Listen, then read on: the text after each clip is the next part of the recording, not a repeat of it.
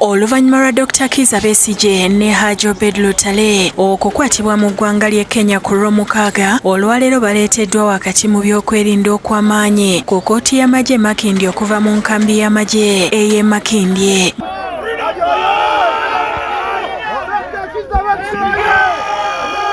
Bannakibiina kya People's Front for Freedom babaddewo nga bakulembeddwa Lord Mayor Ssalongo Erias Lukwago n'abalala wakati mu kuyimba ennyimba ezibagumya.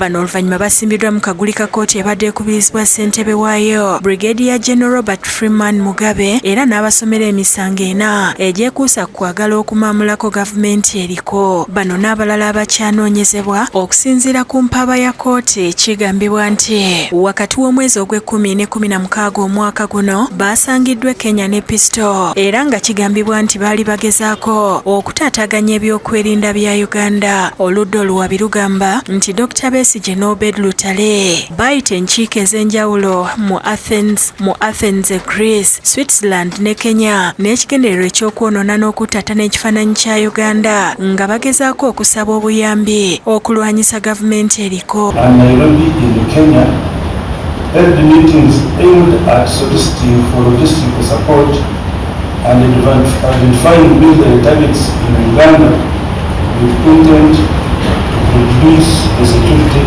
the defense forces. Banira basomeddwa omusango ogw'okusangibwa ne pisto wamu n'amasasi 8 agali tegannakola ekintu ekitakkirizibwa abatali bamukwata mmondo. We are found in unlawful possession of a pistol model 27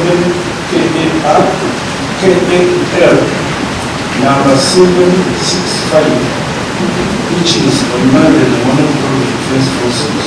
Omuwabi wa gavumenti Lieutenant Colonel Raphael Mugisha ategeeza nti bano balina okusooka okwebaka mu kkomera e Luzira nga gavumenti bw'egenda maaso n'okunoonyereza.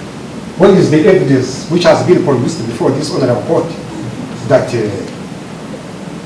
retired Colonel Dr. Kizza Besigye is supposed to be in there? That evidence has not been attended before this honorable court. You are submitting on speculation. A law has been quoted as to why we should be subject to this court. I don't have the laws with me. I cannot respond. My lawyers haven't been briefed.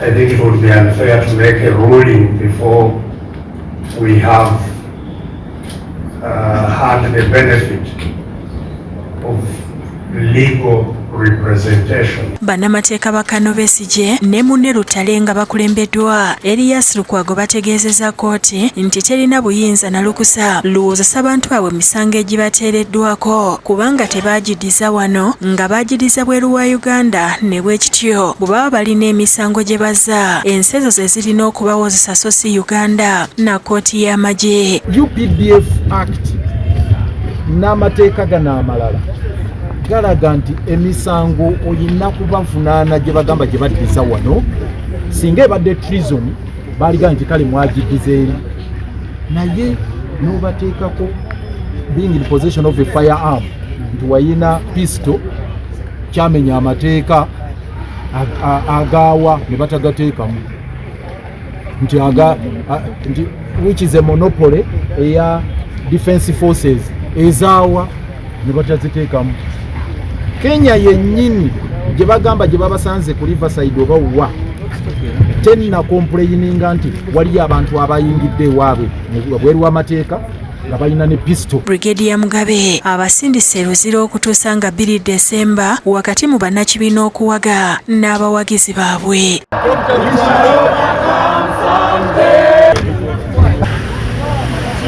Kyokka kimanyikiddwa nti Dr. Kizza Besigye ne Hajji Lutale bamukwano nnyo okumala ebbanga era Besigye ye yali kalabaalaba ku mbaga y'omwaka oguwedde. Obed Lutale ne Ssenfuma Joseph Innocent be bakusakidde eggulire lino ku Lwabukedde TV.